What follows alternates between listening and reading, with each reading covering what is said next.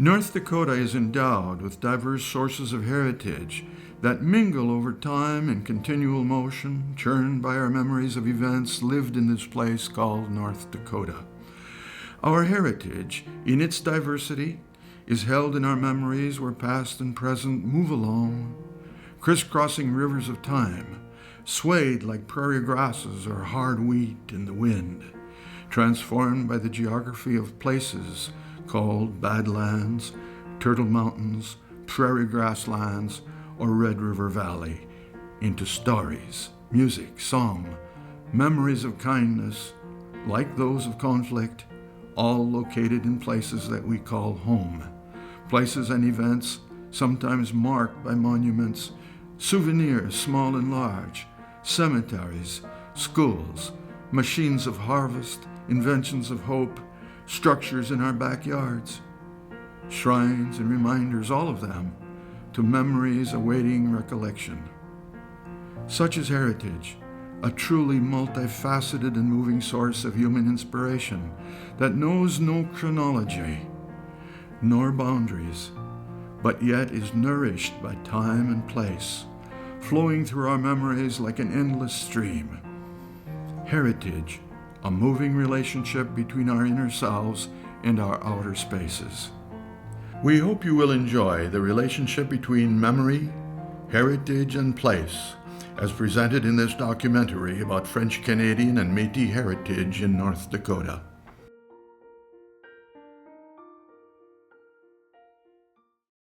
Wild Rice is located approximately 7 miles south of Fargo, North Dakota in Cass County.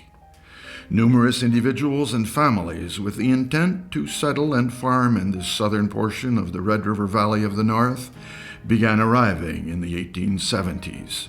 Many were from the province of Quebec, Canada, and to a large degree from the area of Trois-Rivières, on the north shore of the St. Lawrence, just about equidistant from Montreal and Quebec City.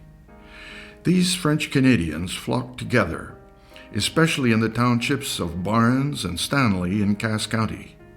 The nature of the community which took shape here, as seen through the memories of many of its inhabitants, is the subject of this documentary. Major events drew the attention of French Canadians in the province of Quebec to North Dakota. First of all, the accessibility of farmland in Quebec was becoming scarce, while at the same time land was becoming accessible in the Red River Valley, following the land treaties with the Chippewa of the region in 1863. Notices of land for homesteading spread far and wide to the east in the United States, as well as across Europe. The Red River Valley had been a destination to French Canadians since the 1730s, when La Vérendrye mapped his explorations in what would become North Dakota and Manitoba. The line of connectedness with the Red River Valley continued for French Canadians when hundreds of their young men from the farming heartland of Quebec entered the fur trade in the period from the 1780s to the 1820s. By 1818, Bishop Provencher established the first school with the community of French Canadians and Métis at St. Boniface, Winnipeg. By the 1860s, missionaries from the Red River settlement had created Holy Cross Mission at the junction of the Wild Rice and Red Rivers. One of several French-language missionaries to serve the descendants of the voyageurs of the fur trade era was the Reverend Laflèche of Trois-Rivières, Quebec, who, having served at Holy Cross Mission, encouraged Quebecers to consider the rich valley of the Red River of the North as a place to settle and farm. It was in the 1860s and 70s that the Red River Valley of the North underwent tremendous change. The Chippewa people, from whom the French-Canadian Métis received their Native American culture, no longer lived freely over the land they had known. The Métis were isolated from the trade they had developed over decades in this frontier territory beginning in the 1780s. And the new French-Canadian interested in family farming, not frontier trading, put strains on the old relationship with the Métis. This cultural transition in North Dakota can be seen when we compare the missionary to the Métis and the Chippewa, such as Father Belcourt and Father Genin, to the up-and-coming parish priests in the Catholic Diocese of North Dakota that was created in 1900 out of the territory once covered by the Canadian Catholic Church. As settlers began to arrive, Father Genin was drawn between service to the Métis and native peoples and the newcomers who wanted a parish priest. Bob Vaudrin of Grafton reflected a great deal on the dilemma facing the Reverend Genin at this time of historical transition. I visited with Bob in 2006 about his passion for this question. You're best known personally for your portrayals of Father Genin. Could you tell us who Father Genin was? He was best known at first as a missionary with the Indians, but when he started all that church building, he kind of lost track of the Indians, and the Oblates dropped him from their order. I believe it was 1876, and because he actually wasn't spending enough time with the Indians, and an Oblate must be dedicated to the poorest people on the face of the earth, and he was spending way too much time with the settlers and the Catholic communities along the railroad track. From family histories, we learn much about the first families who came to Wild Rice. Ulfi Cossette, who had been working for the Hudson's Bay Company on the Red River, settled about the year 1869 on land next to Father Genin's mission, known as the Holy Cross Mission at the junction of the Wild Rice and Red Rivers. A high concentration of families soon began arriving from the Trois-Rivières area of Quebec. We know from mementos, photos, and diaries that the separation from family upon leaving Quebec was ingrained in the memory of many who came to North Dakota. The family of Eusebe Dubord took along an immigrant cross. Photos were taken by others at the time of their separation, but families continued to come because of a land shortage in Quebec. George Richard now explains how his ancestor Alex Richard decided to come to North Dakota. Okay. My name is George J. Richard. I'm on the last farm that Alex Richard started in North Dakota. And the reason he came down to North Dakota was because he was the second son, and if he wanted farming, he had to go in the bush country, clear trees, clear rocks, and he got word that the North Dakota prairie was just burn it off and plow it, and you could farm it. So that's why he ended up coming down here. Well, Marguerite's brother Frank did a lot of genealogy, and he's the one that started, compiling all of this information. So a lot of it that we read is through the history book that he gathered and put together for us to enjoy now. Community information about Wild Rice was handed down by word of mouth through documents such as photos, at least one novel, and a diary. The information which Frank Richard gathered and wrote was mainly about historic events surrounding the first families. The information Rita Richard left was in novel form, and it described the daily lives of the first families of Wild Rice. Frank and Rita approached heritage in quite different ways. If we compare their collective work to music, it could be said that Frank wrote the notes, that is to say, the events with dates and places and names of the first families, whereas Rita wrote the music that happens between the notes, that is to say, the daily lives of the pioneers of Wild Rice. In 1903, a community of Catholic nuns joined, as educators, the farming community of Wild Rice. I feel that we prospered in North Dakota primarily because of the French settlements that we went into. The people were very tenacious about keeping their language and their customs, and they were very happy to have French sisters in their schools to teach their children the faith and to keep their language, the French language. It was interesting how these people were very interested and happy to have the sisters, because within 10 years, like up to 1913, there were 12 young women from Wild Rice who wanted to join our sisters. And they sailed to France to make novitiate, which is a training time for us to become sisters. And they became Sisters of Mary of the Presentation after that 3-year training, and they returned to the United States. Heritage is as much a matter of daily life, led by ordinary people, as it is about extraordinary acts by persons history oftentimes declares heroic. Sisters who taught in the schools attracted to their order dozens of young women from the French, Canadian, and Métis communities by the way they went about their daily lives. Fathers, mothers, farmers, and others who lived by the seasons and routine of their daily work also gave character and personality to the heritage of Wild Rice. The memories which follow, as retold by residents of Wild Rice, reveal the spirit of people and the tone of their lives.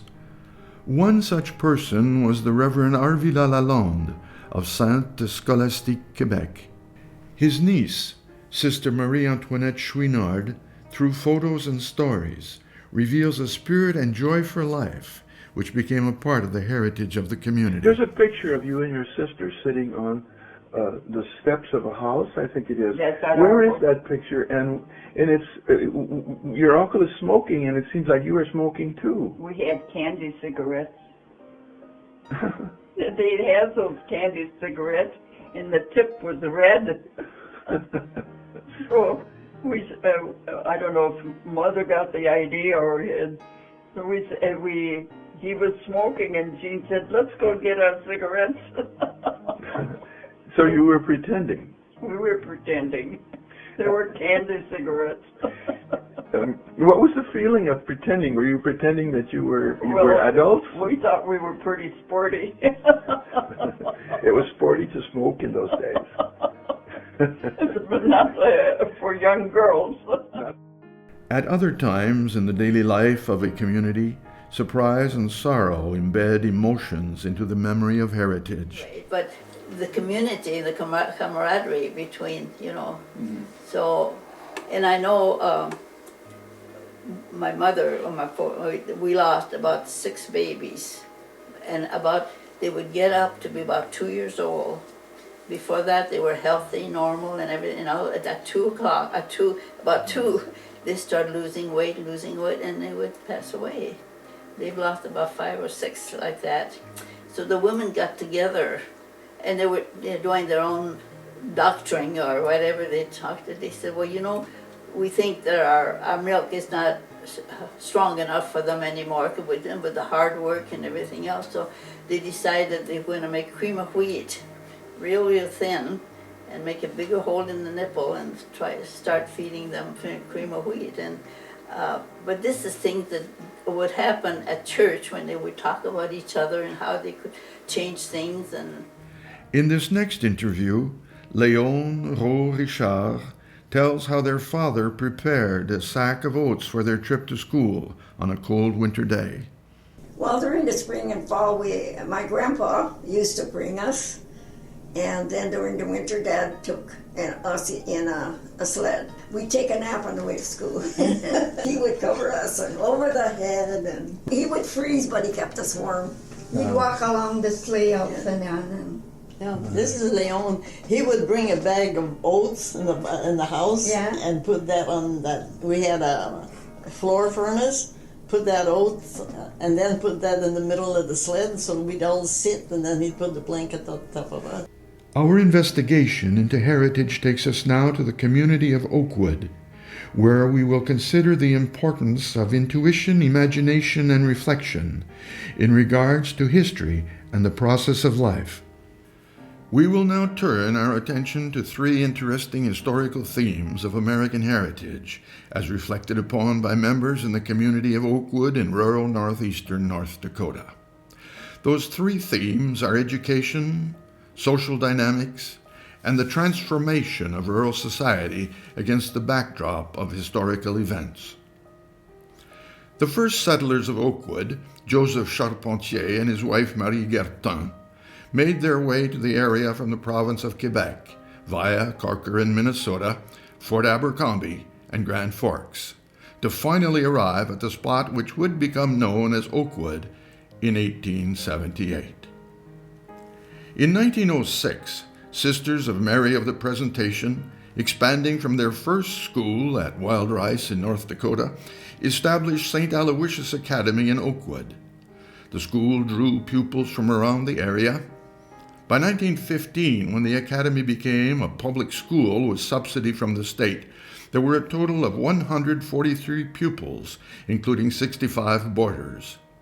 Enrollment declined after 1948 as larger public schools became a more attractive option, and funding for the Oakwood Academy became the responsibility of the community after the anti-garb law of 1948, which disallowed the wearing of religious habits in a public school. We know that in 1948, they lost their ranking because they had been established as a public school, because when the superintendent of schools had come to check on the public school, which was across the church, from the church, there were 3 students there. And he said to the teacher, "Where are the children?" And she said, "That way." Yes. You know, because all the children were in the Catholic school. Mm-hmm. So he arranged things, and they send those 3 children to the Catholic school, and then they paid the salary from the state of 2 sisters, of 2 teachers, they said. And this went on until 1948, until that anti-garb law. Mm-hmm. And so every year as a girl, as a young student there, we would see this white-haired man, kind of dignified, sitting in the back of the classroom. He'd come at least once a year, you know, to inspect the teachers and so forth. Well, I think our parents were very much behind the sisters. I think that's what made it such a success. Yeah, well, I started school in 1931 this year. I graduated in 43 out of high school.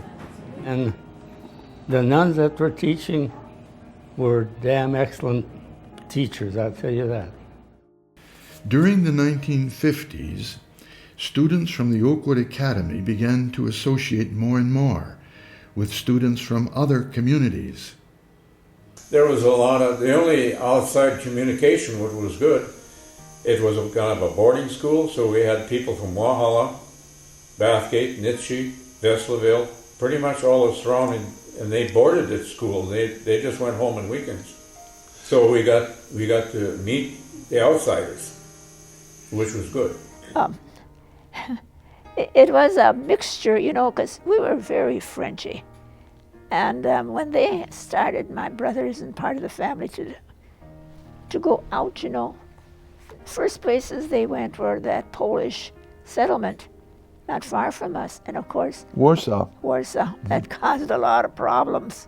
It did, yes. Yeah, Uh-huh. you know, because the Polish men would call them pisup, and there was a lot of fighting, and they would say, "Go home," you know, they didn't want them coming with to get their Polish women, which was a blessing because we were getting very intermarried in Oakwood.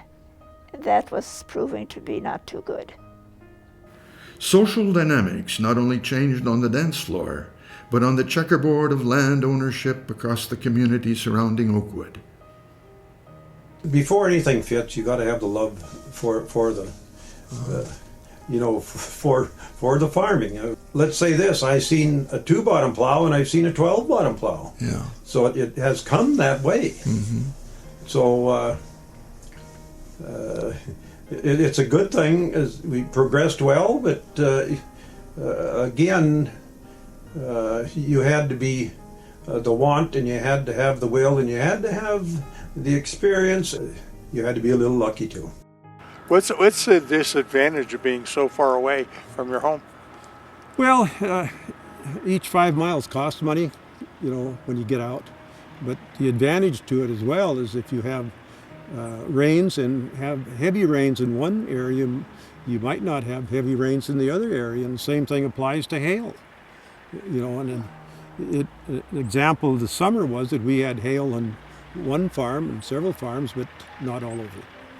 Courage and intuition, which are part of our heritage, can be seen across the history of the community. Courage and intuition know no chronology. They surface as a part of our necessity to adapt. There isn't too many what we can call family farms. The kids that are involved, I guess that's something we take pride in. At times there's too many acres, but you need it for rotation. So what's your favorite thing to do on a farm? I would say running the grain cart or being in my truck. Peaceful. A lot of bouncing around, but it is enjoyable.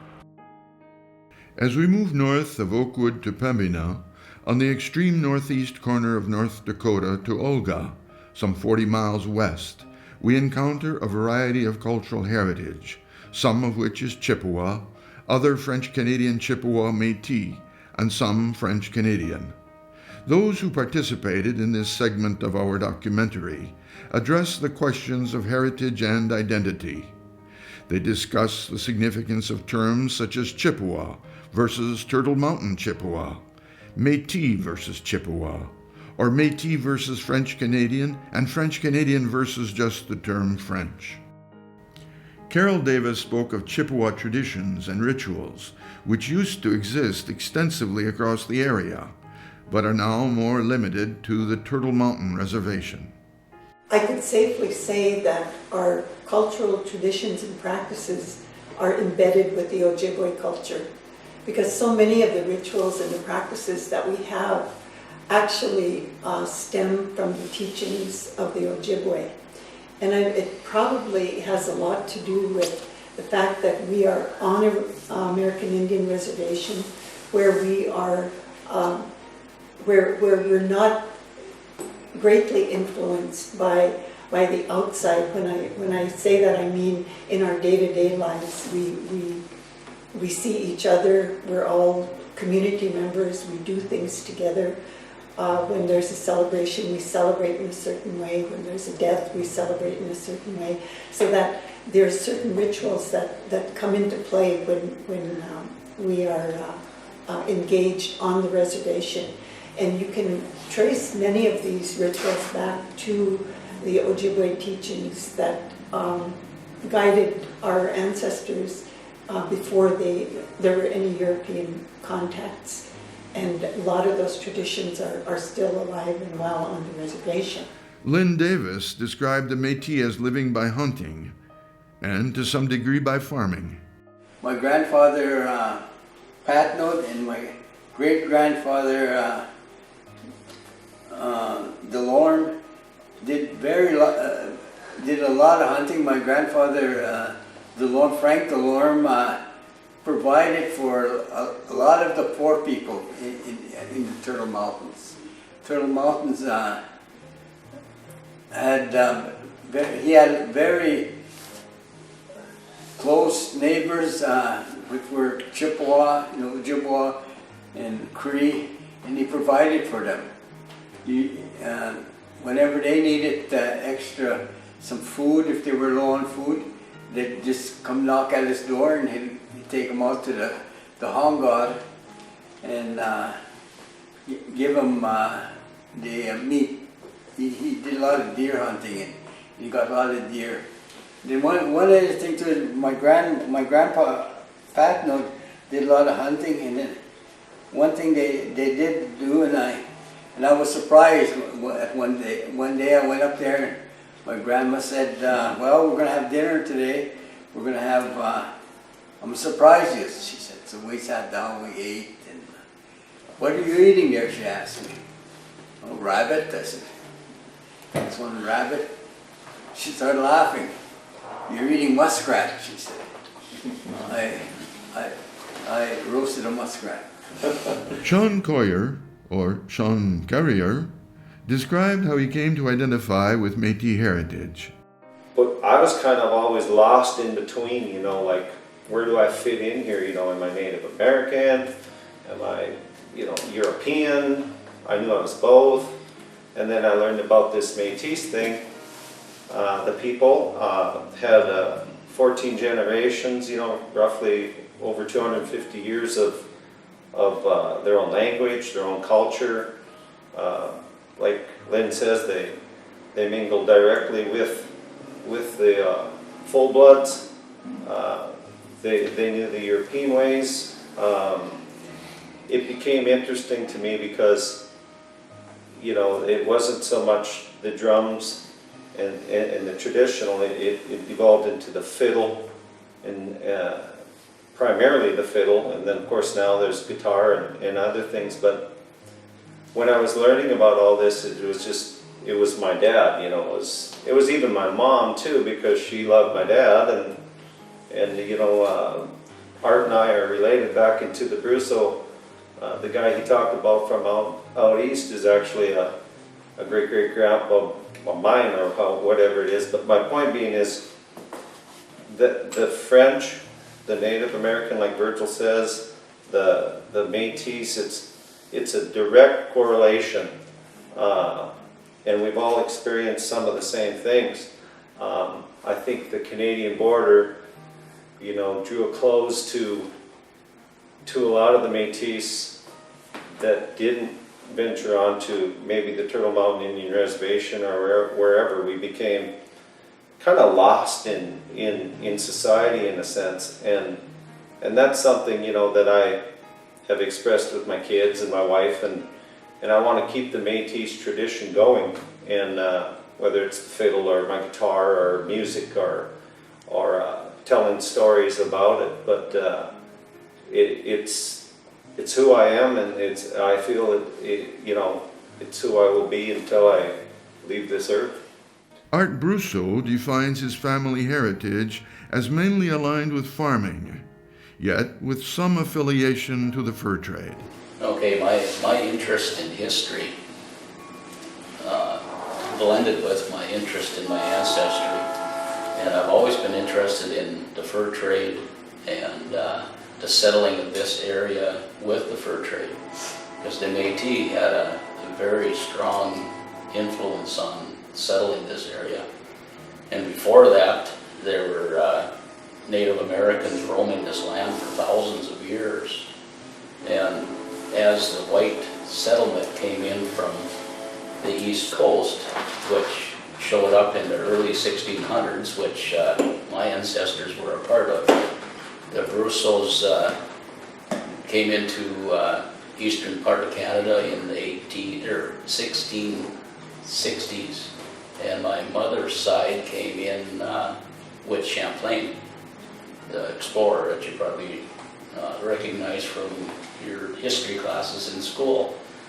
And they settled Quebec, in eastern part of Canada, and hundreds of years later, they're primarily farmers. You know, they started the farming industry in Canada. They came here probably with the fur trade, because that was the main industry of the world. You know, that was so important back in the 1600s with the demand of furs in Europe. And European furs have been depleted, and they moved on into the New World to find this economy of the fur trade. And my family was involved in that. And after they came into Canada, well, they got into farming and moved on, and went several generations, probably 10 generations, 12 generations later, my great-grandfather, there's no more opportunity in Quebec to farm because he, there just was not the land to take over from his father. And so they moved down into the Woonsocket, Rhode Island area after the Civil War because the manpower had depleted so much during the Civil War. So many men, able men, were killed that they needed the labor in the textile mills to rebuild the country. So they moved down there for jobs, and after being there for about 20 years, the opportunity they felt wasn't there anymore because I'm sure the spark of farming was still in my great-grandfather's blood. So land was available in Dakota Territory. So they moved from that area in Rhode Island to Dakota Territory, took the train all the way with his family, my great-grandfather, my great-grandmother. Leo Beauchamp tells of his ancestors who came to Olga, while we view some of his paintings of scenes of Olga. Well, my family followed pretty much in the footsteps that Art's family did because our mothers are related and our dads are related. But when my grandfather's 6 brothers came to Olga, they came to the Pembina noise area, whatever you call it, and they asked where there was land that was able to be homesteaded. And they said, go to the second mountain, which in French, Deuxième Montagne. Well, we're sitting on the first mountain here, and Olga is sitting on the second mountain. So by the time my grandfather got there, the homesteading was gone. So he settled in Olga and became the village blacksmith. There was one fellow that had been there at the time, so he started his own business. He eventually bought his own land, the place where I was born and raised. And my parents had 4 children. I was the youngest of that. And we had 6 children. Our third son still lives on the home farm that's been in the family since 1893. Most of the brothers and my great uncles came in 1882, and my grandfather was kind of the slacker of the bunch and came later with his family of 4 kids and had more family after he came to Olga. And our home was always a bilingual home because Grandpa lived with us.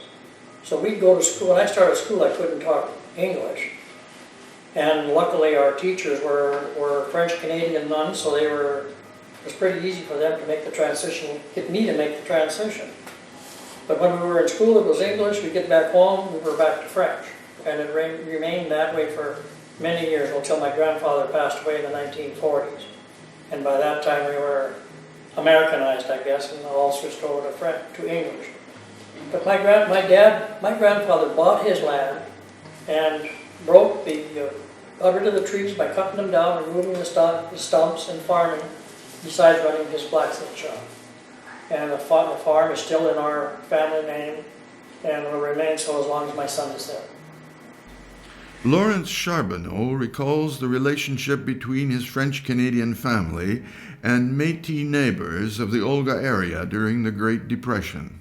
The only one family I can really remember who farmed in that area, I mean farmed at over 40 acres or to 100 acres, was Toussaint Minette, and his family still owned some of the land that he had at that time. And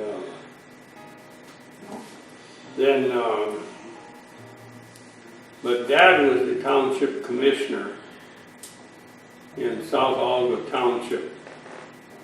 And I can remember in the 30s that they gravelled all the township roads. We had a small gravel pit on our land, and the men would come, mostly Métis, would come, and then Dad had horses, we had flat wagons, and like 4 or 10 men would work in the gravel pit and load the wagons, and then the teamsters would take them out on the road wherever they were graveling, and there'd be 4 or 6 men would offload the flat wagons. So they gravelled all the township roads at 1 year, and then Dad would sign chits, and they would go to the county courthouse in Langdon and draw supplies to maintain their families, mostly cornmeal, peanut butter, that type of thing. That was the government commodities that even in the 30s that they were furnishing. French Canadians in the north central region of North Dakota settled beginning in the 1880s in places called Rolette, Willow City, Thorne, Tarsus, Maryville, Overley, Little Fargo, and Saint Genevieve. Many attended Notre Dame Academy run by the Sisters of Mary of the Presentation in Willow City while their parents farmed. The stories of the descendants of those first pioneers is vivid today. They recall the arrival of their ancestors to Quebec in the 1600s and the voyage of their pioneer ancestors to North Dakota some 2.5 centuries later. They speak of the help their ancestors received upon arriving in North Dakota and their subsequent adaptation, including those who moved away as generations passed. They talked about education in rural North Dakota, in both public schools and the private Catholic Academy at Willow City, and the ever-present Catholic Church. They spoke fondly of Willow City, a center of education, business, prosperity, and railway hub for nearly a century. These same persons, with such vivid memories today, also called into question what steps to take as consciousness of their heritage fades. My ancestors came to the Quebec area in the 1640s. In the late 1890s, they decided to leave Quebec and look for something better. They originally ended up in the Red River Valley and did not like the area because there was no trees. It was so different from where they were at. They walked from that area up closer to the Turtle Mountains. They came because economically they could not continue where they were at. In this area, they found an area that was more like what they had come from. The lack of trees in the Red River Valley was a real hardship for them as far as any building materials. That made the area just south of the Turtle Mountains much more attractive to them. They had to change because they spoke French, and they had to learn the ways of various people here, and there was a very good mix of many other cultures here as well. So that was a big change for many of them. And I had an older brother that was in the first grade at Notre Dame Academy. Basically, he flunked the first grade because he could not speak English. And so he had to go back a second year because he was learning English.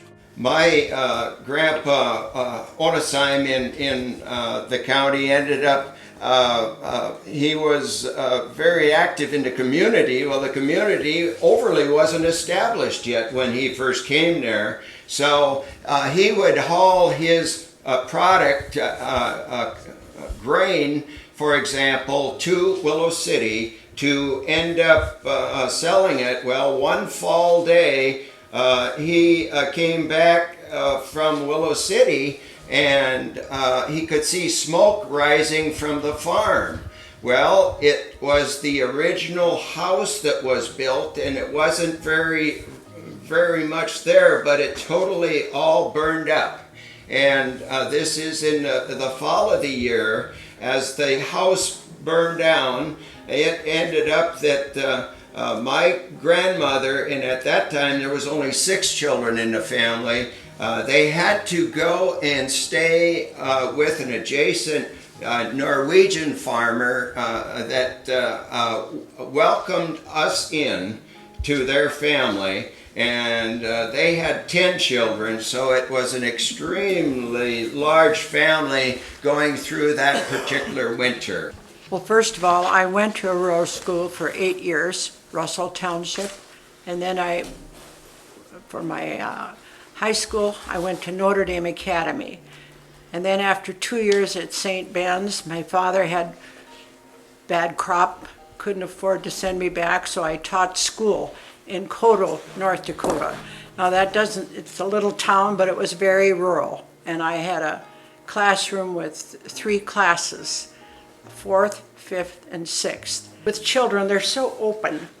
And, you know, I did come from a French-Canadian background, and these people were predominantly Scandinavian.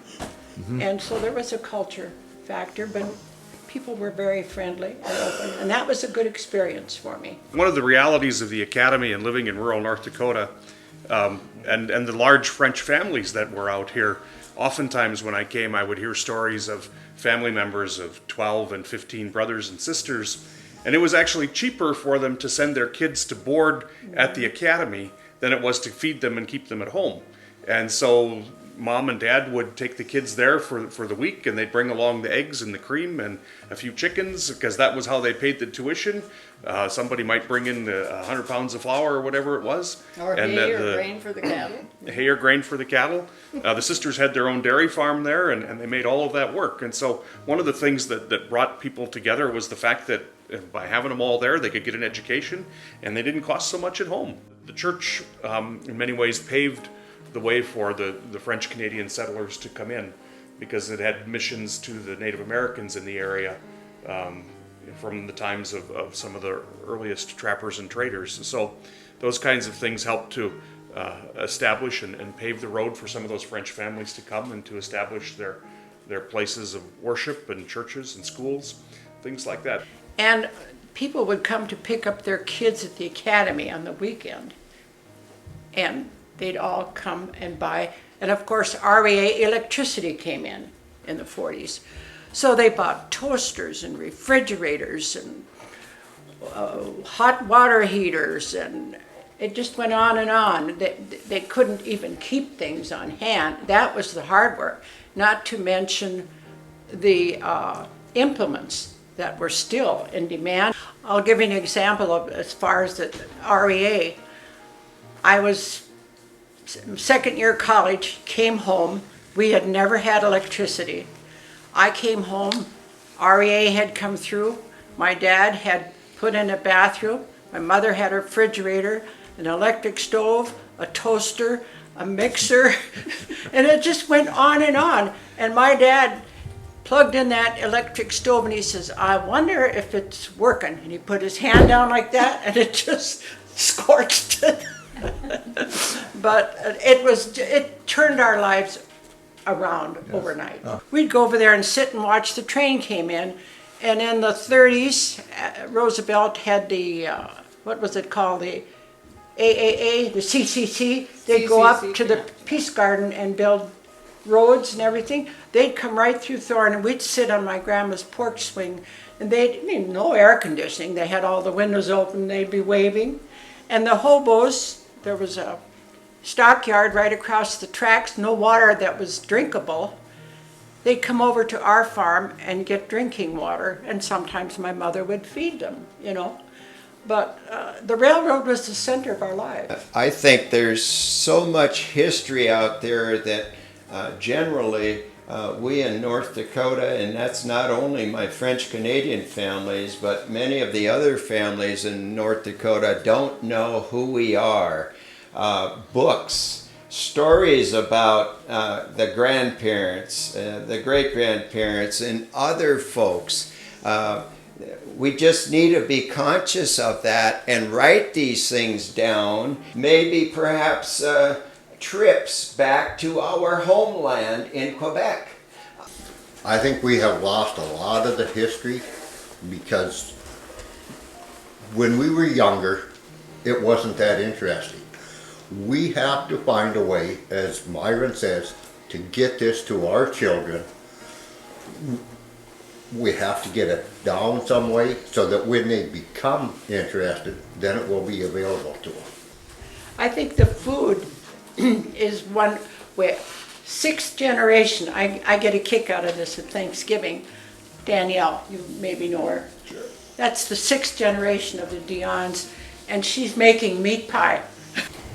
the children are not old enough to have real interest, but the parents would like to convey that and just tell them stories about family situations. This documentary on the heritage of North Dakotans of French-Canadian background has shown heritage as a process lived and enriched over time and place. Heritage is as much about history and how we live and get along with others as it is about the mysteries of this land where we live. It is about what this place fosters in its people. As a society and as individuals, we both take and give to heritage. We have shown in this documentary that heritage, like our history, stories, and conversations, is held in our memory, consisting of memories of what we have gained and lost over time as revealed through story. Memory is a sum of our heritage remembered in new time, always being altered as in a new story, an explanation, or a perspective. We are all people, bearing and reaping, giving and taking to and from heritage, according to where and what we have been, and where and what we are.